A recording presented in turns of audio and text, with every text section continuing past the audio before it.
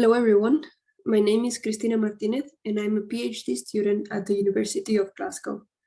I'm going to show you my research on the evaluation of material profiles for 3.5 nanowire photodetectors, made in collaboration with IBM Research in Zurich.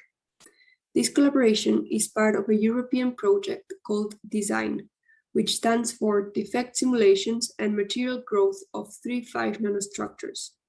On this project, we are 3 PhD students working together in design, fabrication, characterization, and simulation of 3.5 semiconductors and photonic device architectures, with a focus on material defects. During this talk, I will give you a short motivation about the research. Then I will present you the studied device structure and discuss the results, so how different materials affect the performance of the photodetector, and finally, a brief insight into the current and future work. So, the investigation of CMOS-compatible nanoscale photonic devices to achieve chip-level optical interconnect is still a challenge. The amount of research in silicon and its optical properties have made this material useful to create photodetectors in the visible region, but its indirect bandgap decreases the efficacy when considering full optical links. The best solution, due to their direct and tunable bandgap, are 3.5 material combinations. Their integration into silicon photonics has been a topic of research, and IBM developed in 2005 the TACE technology, an epitaxy technique that allows the fabrication of nanophotonic devices and the integration of 3.5 materials onto silicon.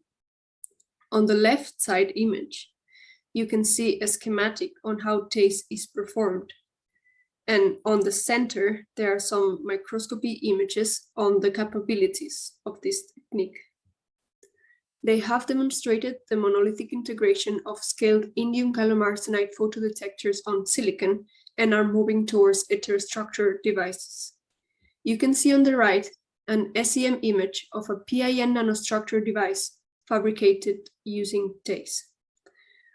It's for this reason, as we are already capable of integrating these materials onto silicon, that we have studied which 3.5 material combinations give a better performance regarding responsivity when making a photodetector nanowire.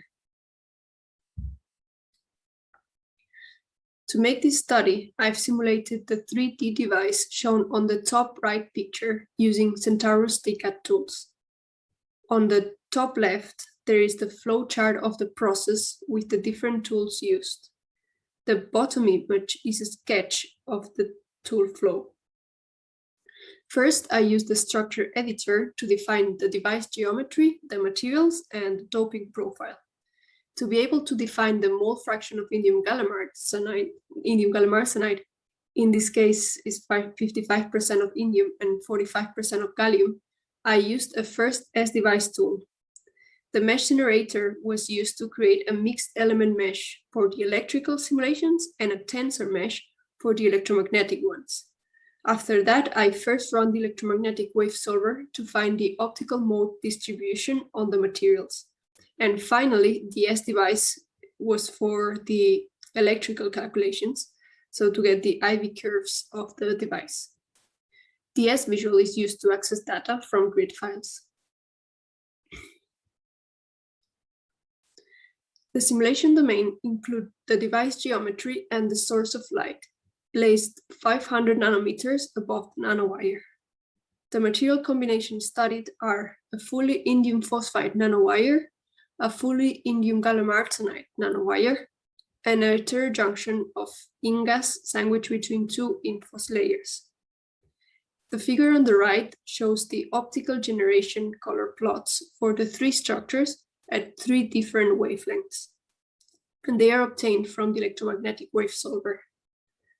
As you can see, the optical generation on the indium phosphide material decreases more rapidly compared to indium gallium arsenide when increasing the wavelength. This can be seen in both the homojunction here and the heterostructure device. This is expected as indium phosphide has a higher bandgap than indium gallium arsenide. On these plots, I'm showing you the absorption response of the current for the three structures as function of the wavelength, both as a linear dependence on the left to be able to see the behavior at shorter wavelengths, and as a logarithmic scale on the right to see the longer wavelengths. Indium phosphide in green provides efficient detection at lower wavelength values, but it drops fast close to its band edge. When indium gallium arsenide is the active absorption material, and that is on both the homojunction in red and the heterojunction in blue, the absorption edge is pushed into the near infrared. The small shift of the higher peak between both devices is probably due to different volumes of indium gallium arsenide in the structures. On this graph, I've plotted the power sweep of the light source for two different wavelengths at a reverse bias of -0.5 volts. The dotted lines correspond to the data in logarithmic scale to be able to distinguish the data at a wavelength of 1,300 nanometers, while the symbol solid lines show the linear dependence of the data to be able to see the 800 nanometer wavelength. As you can see on the solid lines, all three materials have a lower photocurrent at 1,300 nanometers than at 800 nanometers, as we just saw on the previous slide. For both wavelengths shown here, the indium phosphide nanowire in green have the lowest values of photocurrent. If you have a look at the values of dark current though, so at a power equal to 0, you will be able to observe that indium phosphide nanowire has the lowest value. For this reason, the sandwich structure in blue, which has some indium phosphide, has a lower dark current than the fully indium gallium arsenide nanowire in red, while achieving almost the same photocurrent values. This behavior can also be seen on the IV curves of the different devices. These plots combine different laser powers, shown with different symbols and shades of color, with two different wavelengths. The 800 nanometer data are plotted with a dotted line, and the 1,300 nanometer ones have a different color and a solid line. As seen on the previous slide, the benefit of indium phosphide is shown in the lower dark current values, while indium gallium arsenide reaches the highest photocurrent values. The heterostructure device on the top has dark currents in between the two previous devices thanks to the indium phosphide barriers, while it reaches almost the same photocurrent values as the fully indium gallium arsenide device. Here I'm showing you the band structure for the devices at -2 volts. You can see them here on the top row. The heterostructure device here shows a step-like profile due to the different materials. This explains the behavior of the color plots below. On the middle row, you can see the electron densities, and in the bottom row, you can see the hole densities.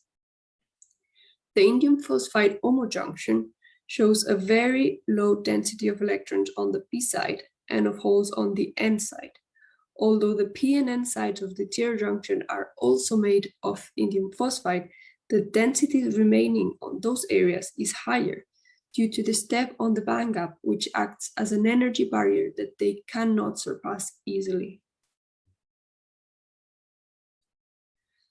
After those results, we moved into waveguide simulations and differently shaped devices in order to try to find the one with the best performance before moving into the lab. In these waveguide devices, the excitation plane has been moved to the waveguide side, and the chosen material combination based on this research is the indium phosphide indium gallium arsenide sandwich heterostructure. As you can see on the image on the right, IBM have already started to explore and fabricate these devices. Another challenge added to these simulations is the addition of traps on the nanowire materials, trying to mimic the possible defects created when fabricating the devices. on the right, you can see a graph with some preliminary results. There you can see the variability of results just taking into account the location of the traps. You can see the difference between traps on the bulk of the nanowire materials at their interface, so between indium phosphide and indium gallium arsenide, at the surfaces of the nanowire, so between the metal contacts and the nanowire and the silicon oxide below, and different combinations of these different locations. This variability increases even more when taking into account also the concentration of traps or their energy level in the bandgap. And here is where the collaboration with my two colleagues in the design project plays an important role. Enrico, who is right now in IBM, is working in growing these materials. Some of his results on defects identification are on the top right picture. Christian is now in Synopsys, and he is simulating these defects and how they make an impact on current transport. The figure on the bottom right is part of his work results. So to summarize my talk in 3 main points, 3-5 materials can be used for efficient scale detectors for photonic integrated circuits in the near-infrared spectrum. We have seen that for shorter wavelengths of less than 900 nanometers, all structures have very similar detection efficiency, and the large bandgap of indium phosphide provides an advantage in terms of very small dark current. However, at wavelengths beyond the silicon absorption edge of main interest for photonic integrated circuits, here 1300 nanometers, the heterostructure device provides the best trade-off in terms of low dark current while achieving the same levels of photocurrent as the pure indium gallium arsenide device. So thank you very much for your attention. If you want to follow our work at the design project, you can have a look at the link below. Thanks.